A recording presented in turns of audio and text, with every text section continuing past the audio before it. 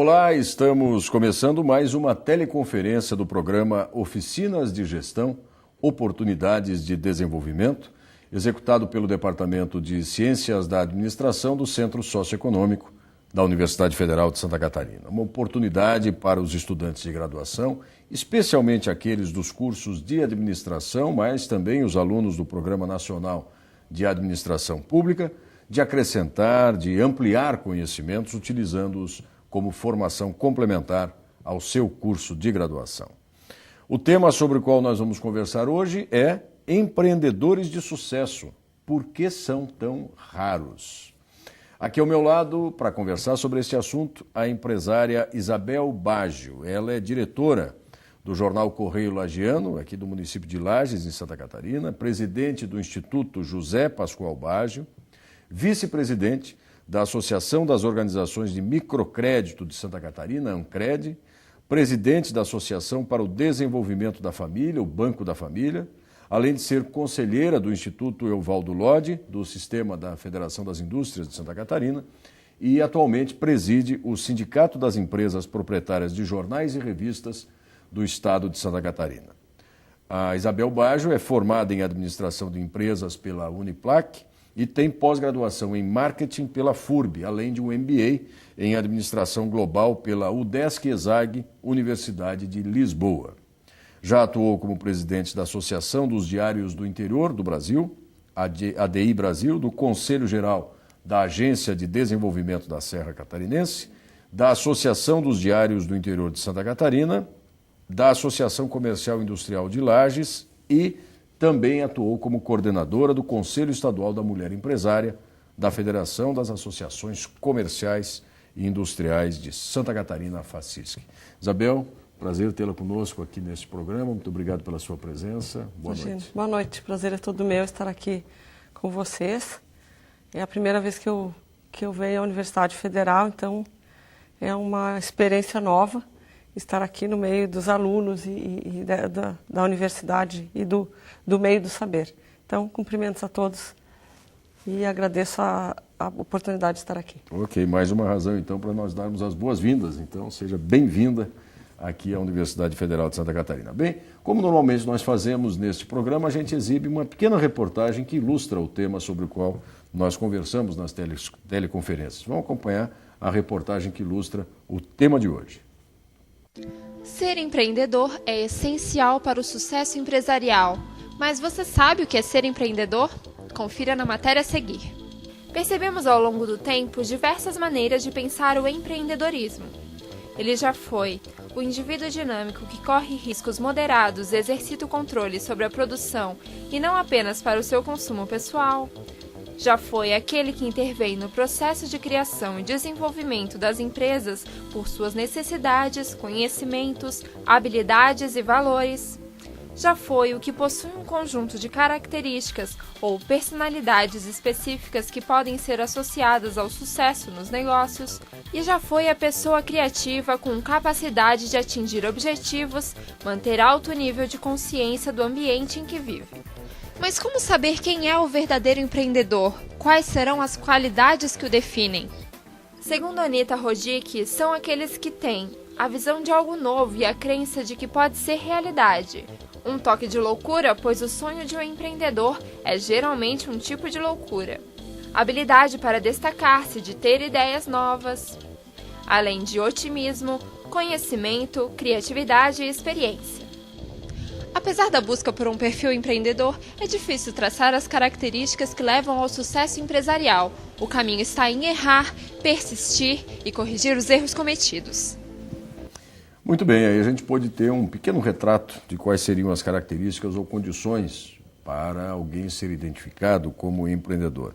E eu começo essa conversa com a empresária Isabel Baggio aqui, que pela primeira vez está conosco na Universidade Federal de Santa Catarina, está conosco nesse programa, para tentar entender como é que se faz um empreendedor. Você vai nos apresentar aqui alguns passos necessários à construção de um empreendedor, é isso, Isabel? É verdade. E os passos, além de necessários, eles são apenas um norte, porque é o dia a dia e a observação do empreendedor e de si próprio é que fazem com que esse empreendedor possa ser a cada dia melhorado, lapidado, porque esse é um produto que tem que ser melhorado a cada dia. Então vamos começar apresentando os slides ali que mostram os passos, e a Isabel obviamente vai comentar em cima deles, os passos para se fazer um empreendedor. Olha aí.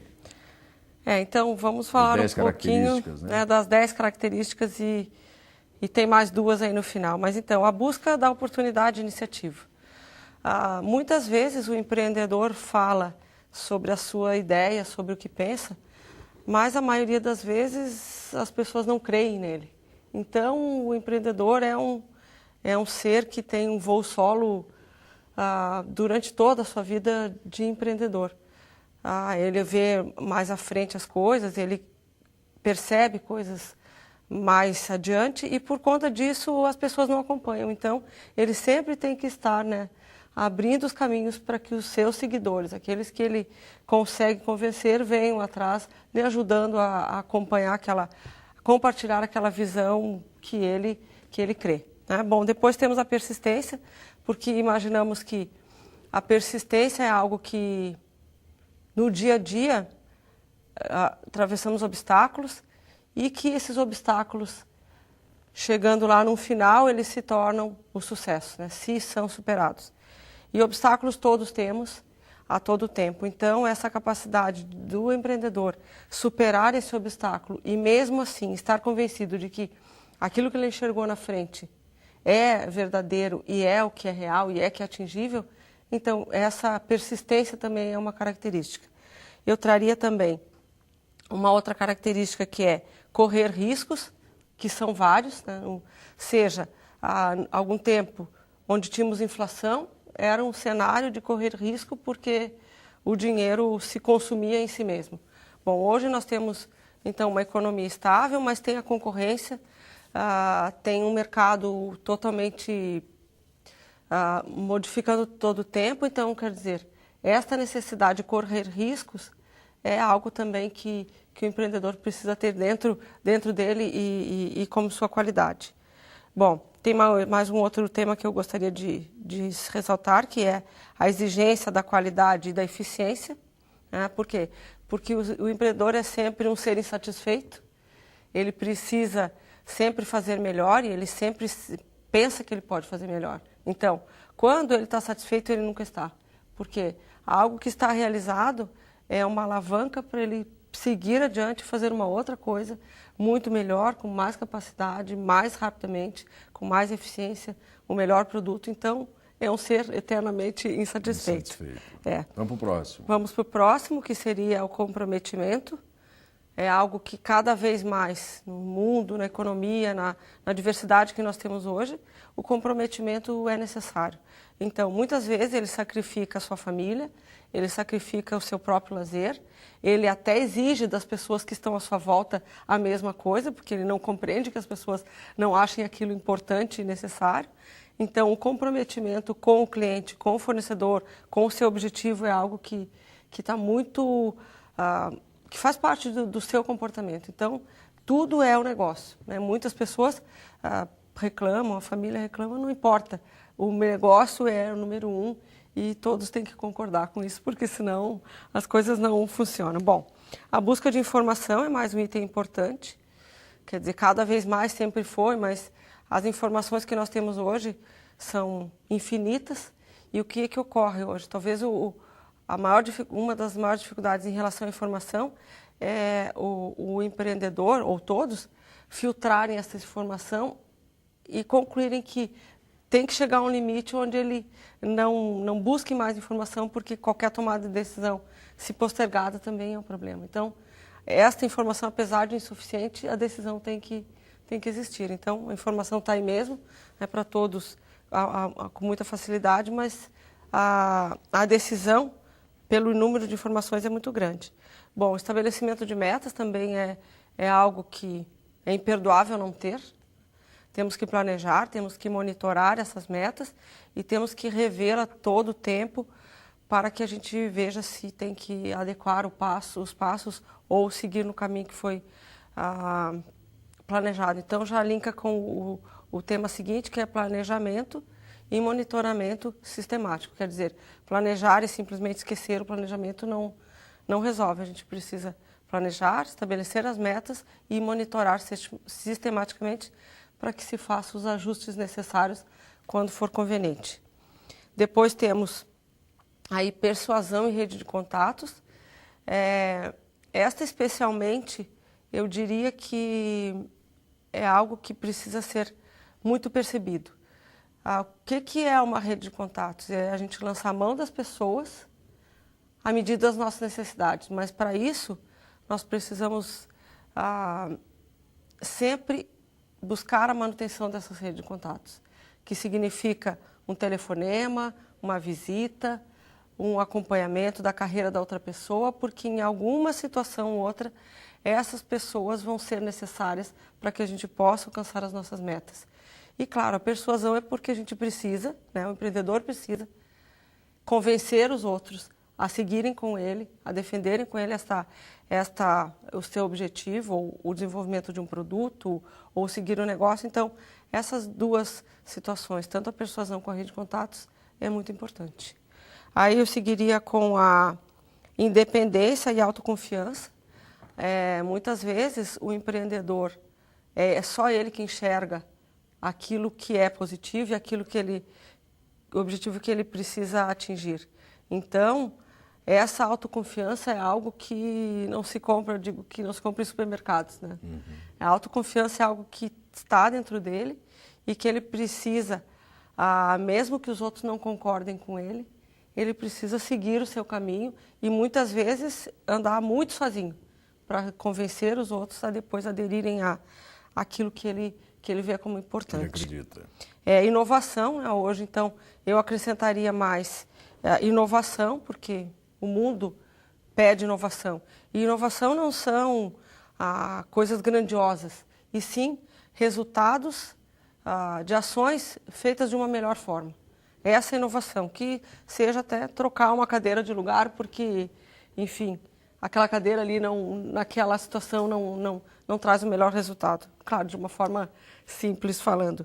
E a resiliência, que eu também acrescentaria, que se usa muito na física, mas a capacidade que o empreendedor deve ter hoje, com o estresse que temos, com as dificuldades que temos, com a exigência que o mercado nos dá, nós precisamos ter uma força de um metal.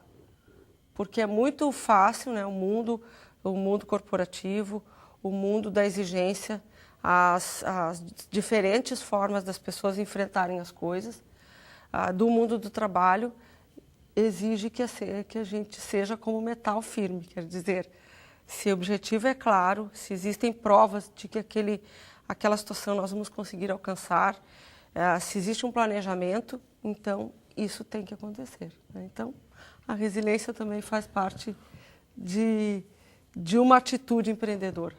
Bom, eu queria retornar agora ao tema essencial da nossa conversa, ao título da apresentação que a empresária Isabel Baggio nos traz aqui, que é Empreendedores de Sucesso, por que são tão raros? E queria ouvir de você qual é a sua convicção a respeito disso, para a gente poder entender, porque afinal é um tema presente no mercado corporativo já há algum tempo, a academia tem se debruçado sobre analisar o empreendedorismo, relatar casos, enfim, trazer à tona essas condições e características, e você traz essa pergunta, né? Por que eles são tão raros? O que está acontecendo com os empreendedores, Isabel?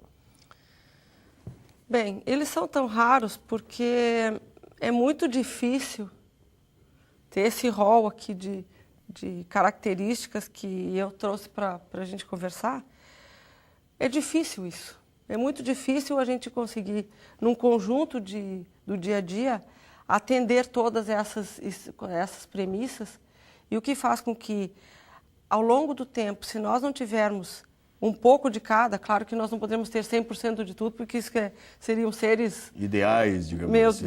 Seria muito bom, seriam seres superiores, né? E nós estamos aqui aprendendo. Então, o aprendizado disso e a observação disso me traz a consciência de que é muito mais fácil desanimar, é muito mais fácil ir atrás do que sair na frente. Ou se acomodar. Se acomodar numa situação, ou se acomodar está tudo bem, é muito mais fácil a gente não se indignar do que se indignar.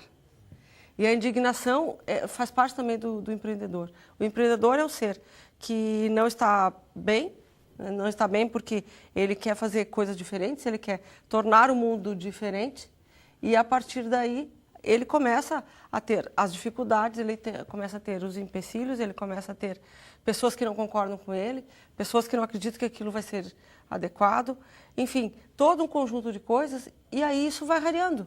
Então, as pessoas vão caindo pelo caminho, os empreendedores vão se desgastando, as pessoas vão perdendo o fôlego, vão perdendo o ânimo, vão perdendo as suas capacidades, dizendo, olha, eu vou talvez fazer alguma coisa que eu não precise, né, me expor. Porque isso traz exposição, isso traz frustração, isso traz a finalização de um negócio. Nem todos os negócios que estão no sonho das pessoas, nós podemos chegar a um passo intermediário e ver que pode ter sido uma frustração. E ver que a pessoa vai ter que fechar a porta do seu negócio. E aí, o que acontece? Ele se frustra. E para ele não correr todo esse risco de retroceder, a pessoa não faz. E aí, ela desiste, acomoda, enfim... Exatamente, e aí ela não faz. Então, tem dados aí do Sebrae, por exemplo, que a maioria das empresas não chega passados 2 anos. Pois é, essa é uma informação que é recorrente em outras conversas que tivemos, mesmo dentro desse programa aqui, com outros convidados, essas informações sempre circulam, né? Quer dizer, os dados, as estatísticas revelam que é muito breve a existência de boa parte das empresas que se instalam, fruto, talvez, de não se encaixar em algumas dessas condições ou características e, de fato, daquela pessoa não se revelar um verdadeiro empreendedor. Exatamente. E aí falta preparo, quer dizer, o sistema, eu diria muito que o sistema educativo, não educativo da escola, mas do preparo do empreendedor, ele é deficiente porque ele não prepara o empreendedor e ele não prepara o empreendedor para a saúde do negócio. Então, existem experiências, por exemplo, na Alemanha, que são muito saudáveis, que são, por exemplo, hoje, se alguém quiser abrir um negócio, ele vai lá, registra o negócio, a junta comercial, o contador, enfim, toda a parafernália formal do negócio, e ele simplesmente abre a porta. Mas ele não sabe trabalhar o preço, ele não sabe trabalhar o produto, ele não sabe gerir as pessoas, ele não sabe fazer um relacionamento com o banco, ele não sabe trabalhar com o fornecedor e com o cliente. Quer dizer, ele tem a vontade, mas ele não sabe. Então, voltando para a Alemanha, o que acontece lá? Isso foi uma experiência que eu tive, que eu tomei conhecimento quando era presidente da Associação Comercial. Nós fizemos uma missão até lá e existe lá a Câmara de Artes e Ofícios de Munique da Alta Baviera. Como é que funciona? O empreendedor quer abrir um negócio, ok. Então, ele vai para uma escola de mestre. Aí ele se prepara e dentro desse tempo de preparo, ele aí escolhe e chega à conclusão de que ele será ou não será empreendedor. E aí sim, o Estado lhe dá a documentação necessária, se ele passar por todo esse teste, ele dá a documentação necessária para ele abrir sim a sua porta. Aí o Estado conclui, você está habilitado a empreender. Exatamente. Então, ele tem o crédito, ele tem a escola e ele tem o conhecimento técnico do negócio. Então, aí ele pode abrir com uma probabilidade de maior sucesso o seu negócio. Mas aqui o sistema é outro e assim, as pessoas não se preparam muito para isso e aí chegam em sucesso. Nós já conversamos aqui também sobre outros aspectos em outras oportunidades, né? Que são aqueles aspectos relativos, digamos assim, à cultura que existe. E aí falamos aqui já de cultura gerencial, de cultura empreendedora, de planejamento, da necessidade de se preparar para... E me parece que, de fato, essa questão da formação do empreendedor é possível. As pessoas não necessariamente nascem empreendedoras, elas podem se formar empreendedoras. Sem dúvida. Onde é que nós poderíamos começar a formar um empreendedor? Isabel, na escola, por exemplo? Sem dúvida. Numa cultura financeira, junto às crianças? Eu vejo que, assim, o empreendedor precisa ser despertado. E todos os indicadores dizem que é na infância que as crianças começam a pensar um pouquinho o que gostaria de ser. Mas a criança não sabe que existe empreendedor. A criança quer ser professor, quer ser médico, quer ser dentista, sei lá, várias profissões. Mas ela não diz, eu quero ter o meu negócio, eu quero ser empreendedor. Porque não foi apresentado a ela esse ser. Porque ele não tem uma profissão definida. Né? Ele pode estar em todas as profissões. Pode ser empreendedor em todas as áreas. Em todas as áreas. Então, fica difícil para a criança sonhar ser empreendedor, porque ela não sabe que isso existe. Bom, e aí isso vai no ensino básico, aí isso passa para o 2º grau, passa para a universidade, onde mesmo na universidade as pessoas querem ter uma profissão, mas elas não querem ser empreendedor, porque a universidade também não ensina o empreendedor. Né? Então, e aí, voltando aos cursos técnicos, enfim, não existe uma cultura no meio acadêmico, desde a pré-escola, desde a escola, né, dos primeiros anos de ensino, as pessoas não sabem o que é empreendedor. E aí, quando chega no negócio, a pessoa não está preparada. Muito bem, nós estamos aqui conversando com a empresária Isabel Baggio sobre o tema empreendedores de sucesso, porque são tão raros dentro de mais uma teleconferência do programa Oficinas de Gestão, Oportunidade de Desenvolvimento. Eu vou aproveitar que a Isabel é a primeira convidada deste programa, já fizemos várias teleconferências, enfim, sobre vários temas ligados à área de formação de vocês, administração, enfim, gestão. E também porque a Isabel, se eu não me engano, talvez eu esteja enganado, mas é a primeira empresária que nós recebemos aqui nesse projeto, né, nesse programa. E aí eu quero aproveitar um pouco da tua vivência profissional, empresarial, empreendedora no setor produtivo, enfim, no mercado. Quando é que você foi apresentado ao empreendedorismo, Isabel? Bem, primeiro, estou sabendo essa informação, você está me contando agora que eu sou a primeira, então olha que responsabilidade aqui, né? Mas então, eu me apresentei ao empreendedorismo quando eu tinha 18 anos e não era muito dada às coisas da casa. Né? Não sabia cozinhar, não sabia... Enfim, e naquela época, em geral, as mulheres ficavam mais em casa do que hoje. Hoje o mundo se apresenta de forma diferente. E aí eu pedi para o meu pai, digo, olha, meu pai, eu quero trabalhar. E aí eu fui, tinha iniciado a universidade, e aí gostei da brincadeira, né? Mas na verdade não é uma brincadeira, é sério. E eu diria assim, que para as mulheres o mundo empresarial foi muito cruel muito tempo. Né? Hoje é diferente um pouco mais, enfim, a escolha de não estar em casa, de não cuidar dos filhos, de não supervisionar ou a conciliação de tudo isso, sempre é um grande desafio. Né? E a carga normalmente é maior, né? Dupla, é verdade, tripla, é verdade. Jornada. E ainda, naquela época, não faz tanto tempo, vamos dizer assim, mas enfim, não existia essa aceitação que mulher consegue trabalhar.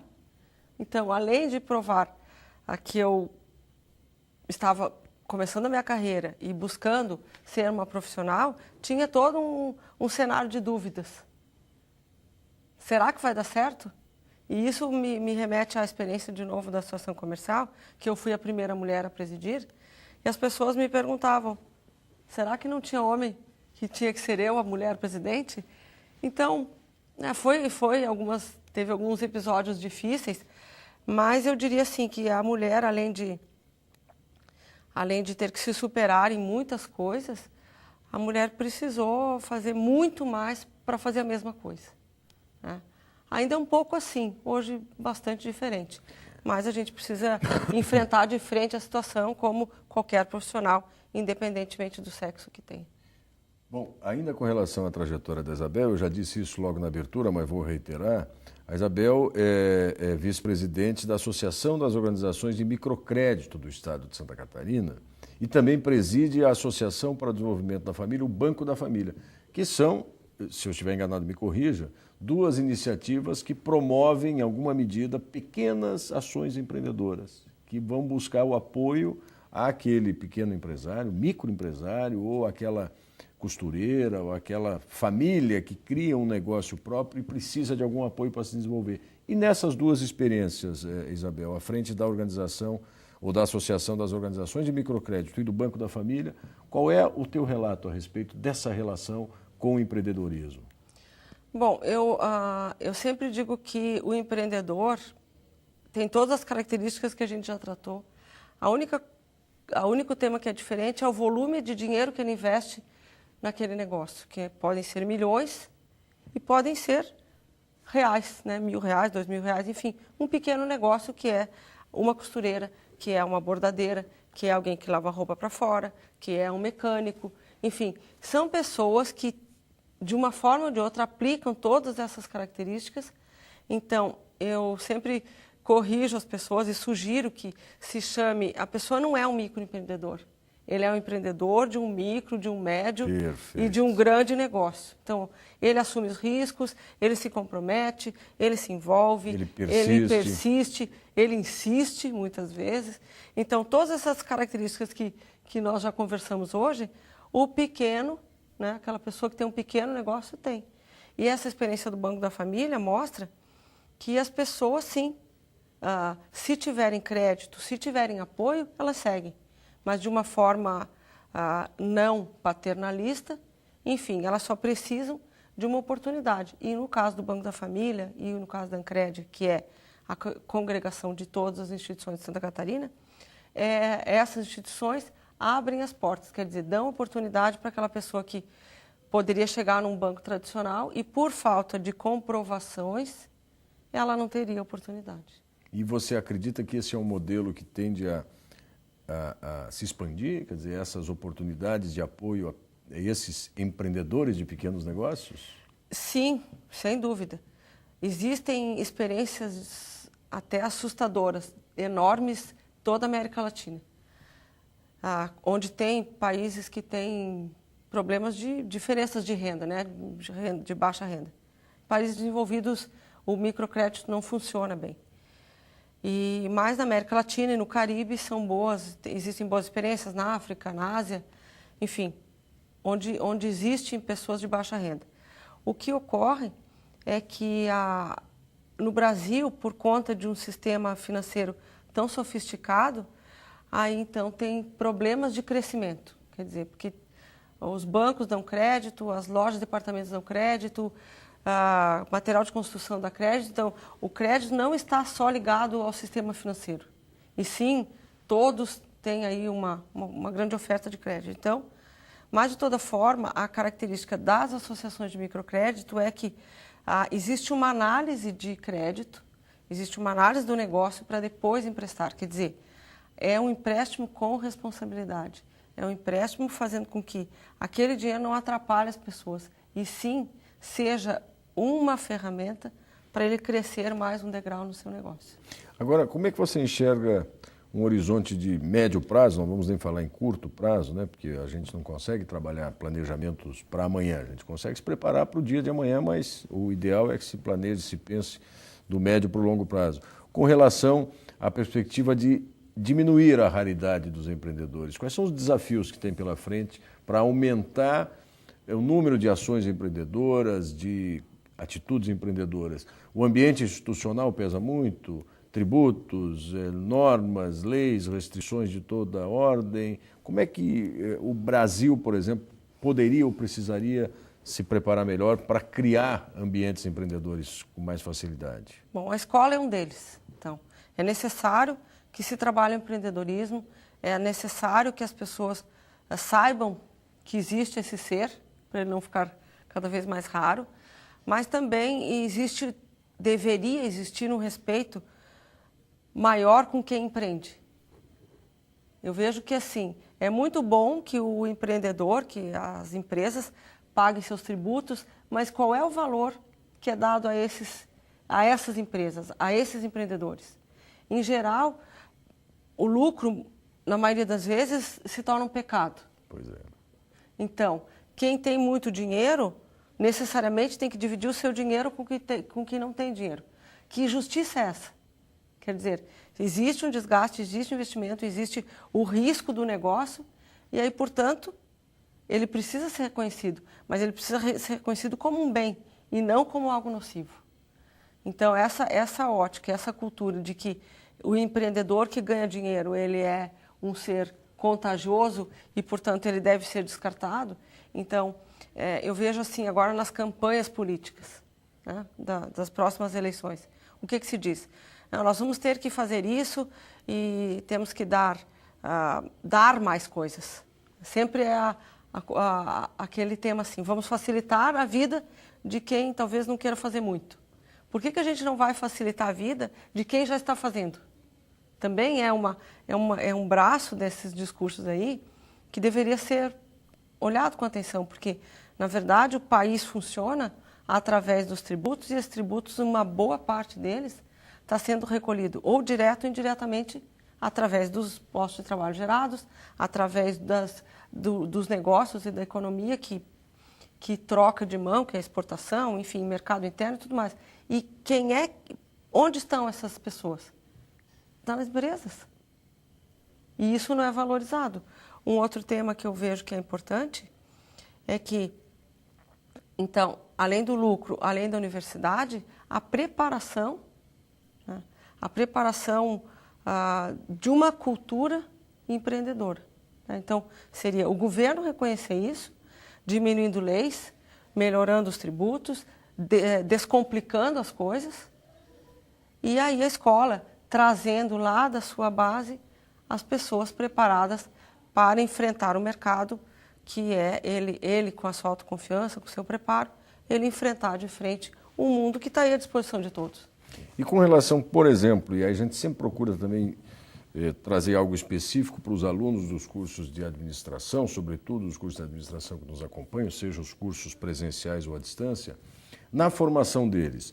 É óbvio que a gente conhece algumas escolas de administração que têm um acentuado destaque para essa área do empreendedorismo, mas a rigor, e eu acho que hei de concordar com você, parece que as universidades formam profissionais liberais ou pessoas para serem empregadas de alguma instituição.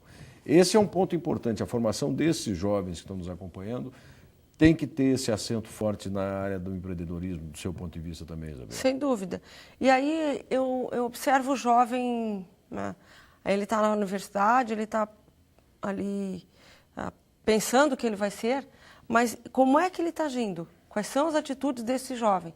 Será que ele vai conseguir ser um empreendedor de trás sempre de uma tecnologia? Quer dizer, o mundo da tecnologia para o jovem é o único mundo que ele conhece. Mas a vida real não é assim.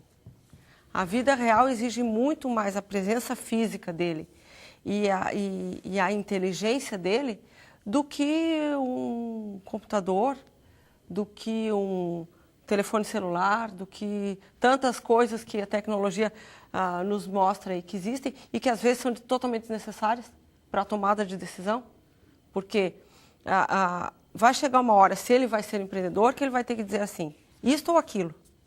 Muito bem. Então, não é o computador que vai dizer para ele, é a inteligência e o exercício do raciocínio que vai, da percepção do outro, de uma opinião, de uma discussão, mas o jovem não me parece que esteja fazendo isso, porque ele se fecha no quarto dele, com a televisão, ou com, enfim, com o arsenal tecnológico que ele tem, que ele exige e acha que é preciso, mas o que ele faz com tudo isso? Para que ele faça bom uso disso, precisa que ele tenha mais contato com o mundo real. E o mundo real é muito diferente do que aquele que aparece na tela. Porque existem o comportamento das pessoas, a emoção das pessoas, uma discussão sobre farei isso ou aquilo, uma discussão, uma análise de uma pesquisa, enfim, de um painel que ele participe, mas ele tem habilidade para falar ou não? Ele está preparado para isso? Ele está preparado para enfrentar o não? Porque o mundo diz não para a gente. E aí, talvez ele, que gosta mais do sim do que do não, ele precise se preparar para o não. Porque o mundo, se ele chegar numa empresa, e isso eu tenho experiências, tenho observado muito, ele chega numa empresa, entrega seu currículo, se ele não tiver preparado para exercer uma função dentro daquela empresa, o currículo não vai servir para nada. E na prática, o papel aceita tudo, mas e na prática, como é que fica? Agora deixa eu aproveitar também a presença da Isabel aqui, porque ela dirige o jornal Correio Lagiano, que existe desde 1939. Passou, né, da geração, você já é da segunda ou terceira? Segunda geração, agora à frente do jornal. para quem é do estado de Santa Catarina conhece, né? Um jornal diário, enfim, que atende toda aquela região do Planalto Serrano, de Santa Catarina. E no caso do mercado de jornais hoje, de publicações impressas, né? A gente que trabalha na universidade nessa área de jornalismo ouve sentenças, né, que são recorrentes: o jornal impresso vai acabar, a internet vai tomar o lugar dele. Do ponto de vista da gestão desse negócio, do empreendimento jornal, qual é a perspectiva que você, como empreendedora, como empresária, tem enxergado nesse sentido, Isabel?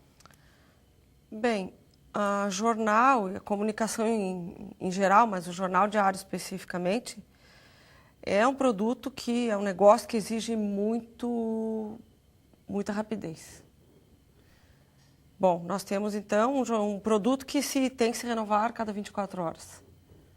Então ele tem um ciclo de 24 horas e tudo precisa acontecer de forma que isso ocorra, independentemente dos problemas que possam ocorrer. Então, eu sempre digo, quem estiver trabalhando no jornal e tiver que passar dali para um outro trabalho, a pessoa acha que é mais difícil de adaptar, porque a velocidade é muito grande. Então, a tomada de decisão também é muito grande. E a gente precisa decidir tudo a todo tempo, a toda hora. É uma matéria que já não é tão importante porque surgiu um acidente, então desmancha tudo aquilo e faz tudo de novo. É um equipamento que deu uma pane, mas que o jornal tem que estar na rua até tal hora, porque até às 7 da manhã ele tem que chegar no assinante. Então, a gestão de uma empresa dessa, nós precisamos estar muito atentos, porque é impossível não errar a cada 24 horas. Mas, mesmo assim, o erro tem que ser tão mínimo que as pessoas que estão lendo o jornal não percebam. E, às vezes, elas percebem, porque existem erros de português que aparecem e que, apesar de ter revisores, isso acontece, uma troca de foto, que são coisas que, infelizmente, ainda acontecem, mas que são incontroláveis pelo ciclo. Agora, numa situação pior, é com o advento dos portais, né, que é um outro serviço que os jornais estão caminhando já há muito tempo, mas que é um outro produto, né, que então os jornais estão sendo fornecedores de conteúdo em diversas plataformas, que aí então é mais rápido ainda, porque tem que ser em tempo real.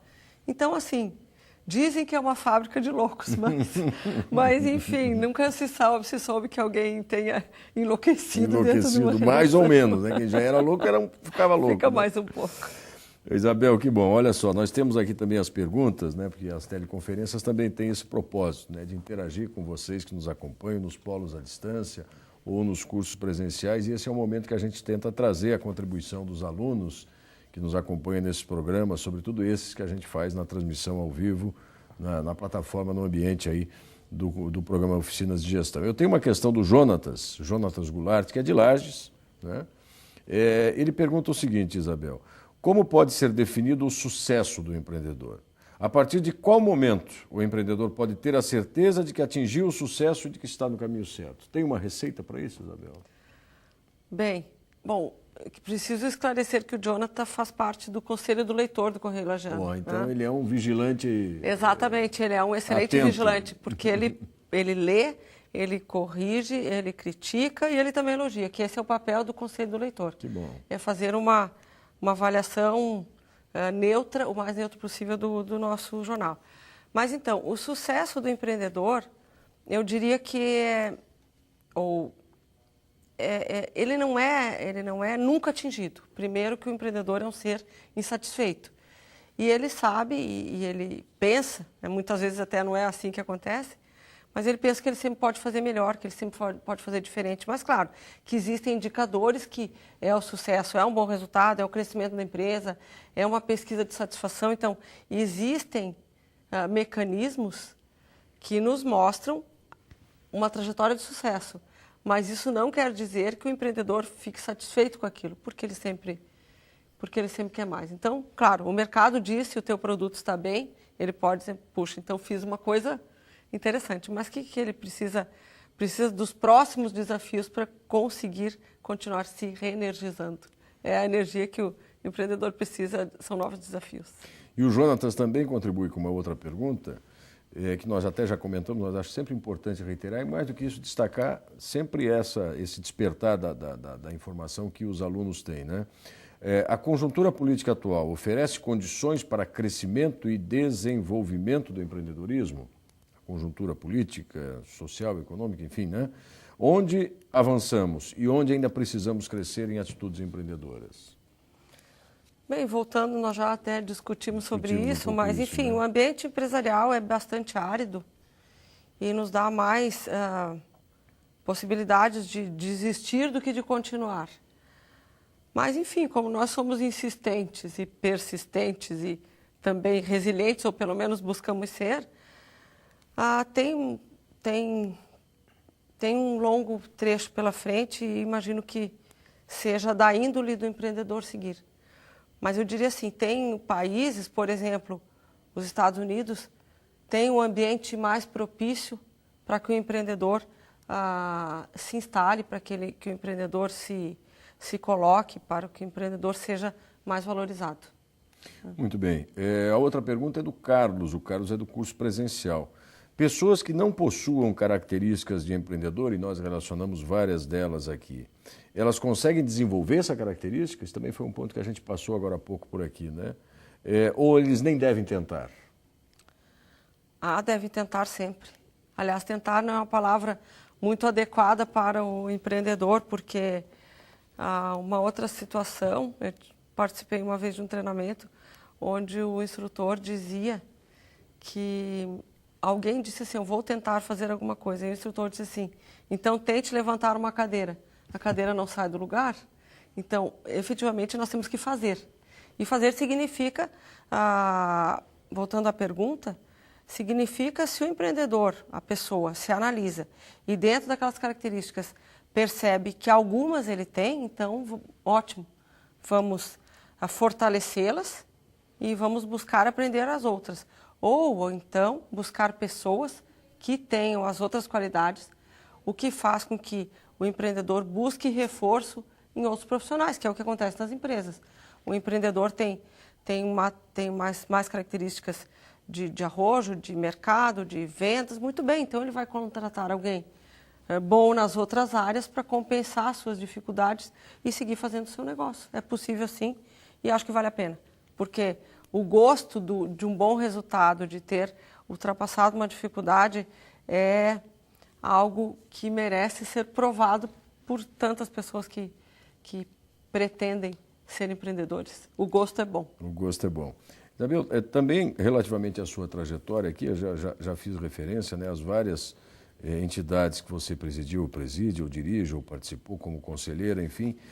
Essa é uma questão fundamental, essa inserção do empreendedor nos espaços de atuação coletivos ou corporativos ou institucionais, quer dizer, ele tem que estar presente, ele tem que fazer, ele não pode se isolar nesse sentido? Não pode se isolar porque aí ele atende aquela premissa da rede de contatos.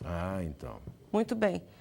Desde que eu sou empreendedor, as entidades representativas, as associações, sindicatos, enfim, todos esses grupos que tratam de negócio, seja direcionado, seja setorial ou mais heterogêneo, são algo que a gente precisa cultivar, porque ali pode ser uma oportunidade de algum negócio. E a premissa é, nós podemos fazer melhor juntos do que separados. Quer dizer, existe uma situação de reforço de ideias, de conceitos, do próprio negócio, onde as pessoas podem compartilhar e ter melhores resultados. E eu acho que, sem dúvida nenhuma, o associativismo é uma forma muito inteligente de a gente, inclusive, se sustentar.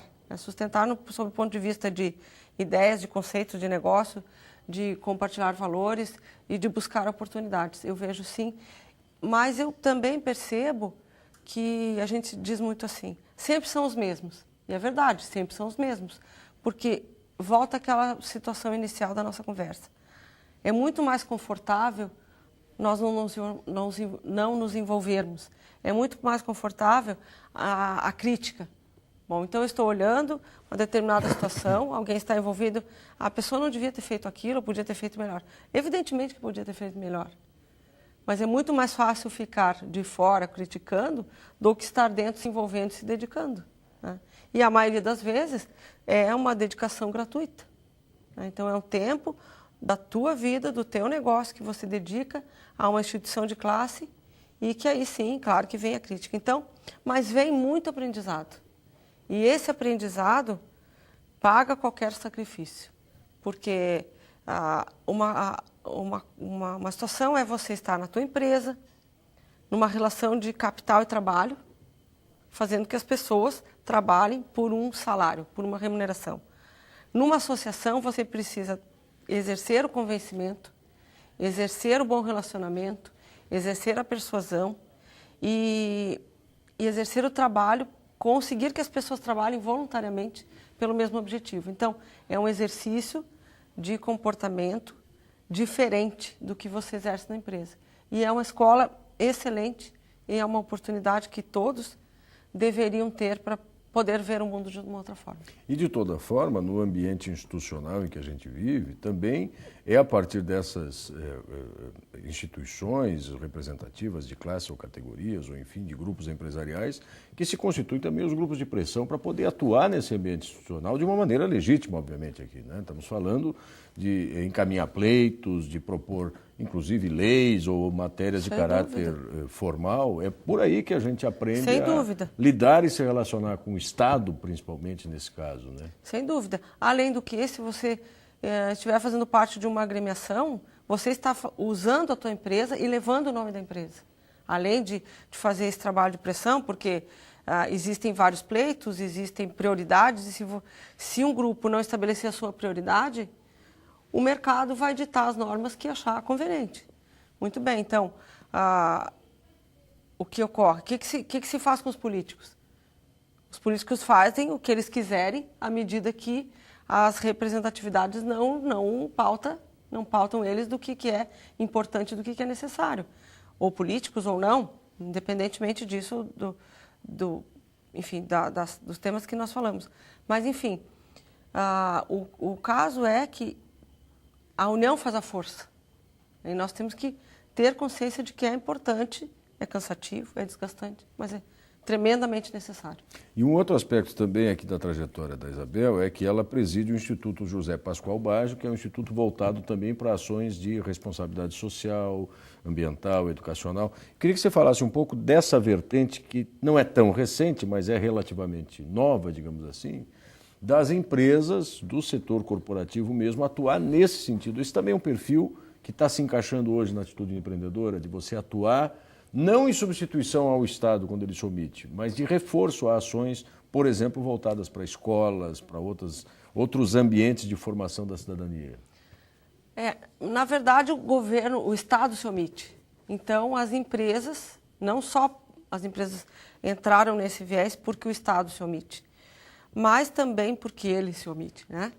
Mas eu vejo que as empresas têm que responder ao mercado porque ela recebe do mercado algo que é importante, que é o lucro. Muito bem. Como é que se entrega algo de volta ao mercado? É fazendo alguma coisa voluntariamente. Então, à medida que nós fazemos alguma coisa pelo outro, eu creio que o mundo precisa ter equilíbrio. E se nós estivermos só trabalhando com um lado da balança, o outro lado vai começar a ter desequilíbrio e nós também não vamos estar muito bem. Então, se tem o lucro por um lado, precisa ter o voluntariado pelo outro. Existem, claro, empresas que não fazem o voluntariado por esta ótica, mas fazem por uma circunstância de obrigação de fornecedores e tudo mais. E depois até isso vem, o despertar do voluntariado vem após essas obrigações. Mas eu vejo que é importante. Nós, no Correio Lajano, temos um programa de jornal na educação. É um projeto maravilhoso, envolvente. Estamos lá em 41 escolas na região, escolas públicas, a sua maioria. Temos 2 ou 3 escolas privadas. Sabemos que o jornal é uma ferramenta inclusiva, é uma ferramenta que precisa... é uma fonte de informação que as pessoas de menor renda não têm. Então, nós começamos já há 6 anos com esse programa. Ele vem num crescente, estamos com 15 mil alunos. e 1.200 professores, então estamos diretamente envolvidos.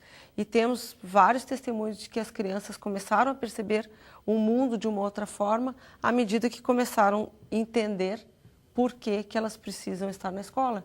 Para aprender o português, para saber a matemática, para saber a história, porque a ferramenta pedagógica é usada para a conexão entre a matéria propriamente dita e o mundo em que elas vivem.